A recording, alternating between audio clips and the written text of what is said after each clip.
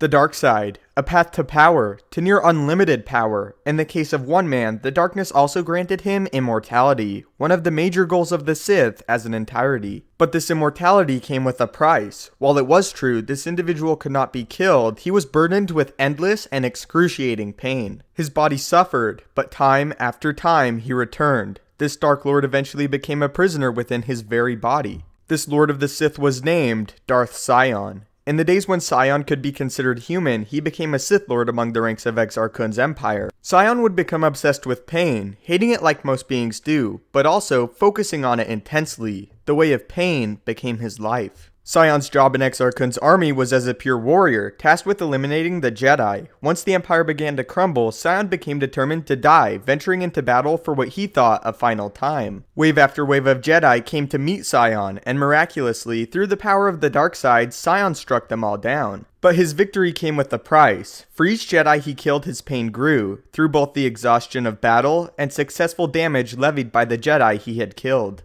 Eventually Sion was struck down. But something happened. As Sion fell, his body lurched back to life, fueled purely by the darkness. Sion again rose and killed the Jedi responsible for his first death. However, Sion could feel his spirit drifting, his body different than before. It had died. While he could force himself to remain, his body itself was in fact killed on that day. In order to remain in the physical realm, Sion had to continuously focus on his hatred for the Jedi and pain he felt all his life. Because of this immense darkness, his soul remained. The Sith then retreated for a short while, and would later return to fight in the Mandalorian Wars, and later under the newly deemed Sith Lord Revan, who Sion viewed as a savior. Unfortunately for Sion though, Revan would turn on the Sith, returning to the light. The crippling blow came when Revan killed Malak, and all hope was lost for the Sith Empire. With their prized members no more, the remaining Sith Lords began scrambling for what power remained, killing whomever got in their way, especially one another. The Sith broke themselves. Some retreated to unknown space, and others proclaimed new emperors and leaders of the Sith Empire. Amongst all the chaos and death, Sion still clung to life though. For several more years, Sion retreated into hiding, until one day he was found by another Sith. This Sith was in fact the former master of Revan, a Dark Lord Sion had greatly admired, and a former Jedi herself. This Dark Lady's name was Darth Traya. Traya offered Sion something he had never received before, the opportunity to be at the forefront of the Sith Order and to keep peace in their hoped victory. Sion agreed, seeing great power and wisdom in Traya. Traya took Sion as her apprentice, as well as another Sith Lord named Nihilus, and the three plotted their revenge. However, the Sith would begin to plot to destroy one another, as Traya would comment, to be united by hatred is a fragile alliance at best. Eventually, Sion and Nihilus joined forces and overthrew their master Traya, severing her connection to the Force itself. Following this, Sion began a campaign similar to what another Sith would carry out thousands of years later. Personally, Sion hunted down Jedi, being defeated numerous times but returning and destroying his foes.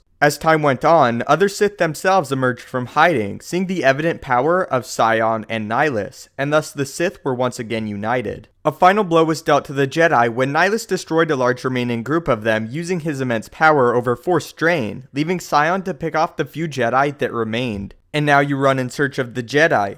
They are all dead, save one, and one broken Jedi cannot stop the darkness that is to come. This last Jedi was named Mitra Surik, who herself was banished from the Order years ago. Sion relentlessly hunted this last Jedi, eventually finding her, but his ship was attacked by the Republic vessel Surik was on. Sion was believed dead, and the crew of the ship brought him on board, believing he was simply a corpse. The medical crew aboard the ship were fascinated with Sion, as he showed some signs of life, but possessed a body so completely broken and dead. Again forcing himself back, Sion killed most of the crew, and moved to confront Surik. But he could not find her. Unknown to him, his former master had survived, and now in a bid for revenge against the Sith, was aiding the Jedi. Sion would continue to pursue Surik, being attacked by Traya, his former master, now calling herself Kreia, but easily besting her due to her Force connection being severed. Sion would eventually hunt down Surik, and the two would finally duel. Although outmatched by the superior power of the Jedi, Sion willed himself back from death after every defeat, prompting Surik to again retreat. But something happened to Sion over the course of his duel with Surik. He had gained respect for her, and beyond that, found her beautiful and admirable. These feelings began to torment Sion, as he could feel his life slipping away due to his hatred being slightly diminished.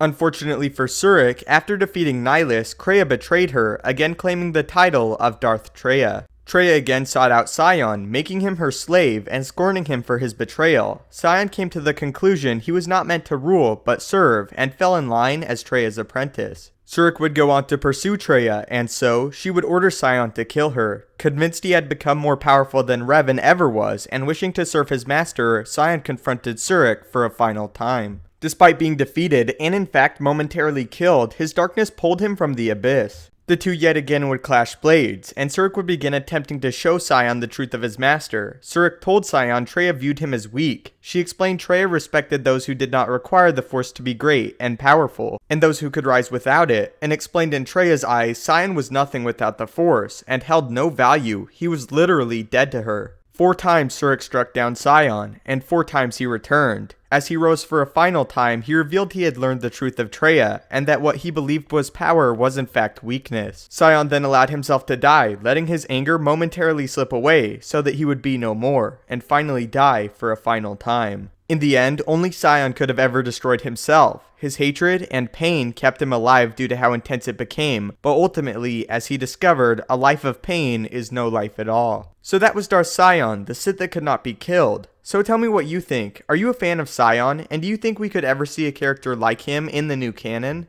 Also, what about Sion do you think was so special that he achieved what many Sith tried to but could not? I'm interested to hear your theories. If you enjoyed the video, please leave a like as it helps the channel out a great deal and I really appreciate it. Anyway, thank you so much for watching. If you haven't yet, maybe consider subscribing to ensure you stay up to date with everything Star Wars related. If you have any lore topics or questions you want answered, do not hesitate to tweet them at me at StupendousWave on Twitter or leave a comment and I will try my best to answer or make a full video dedicated to that topic. Thanks again for watching, may the Force be with you, and have a great day.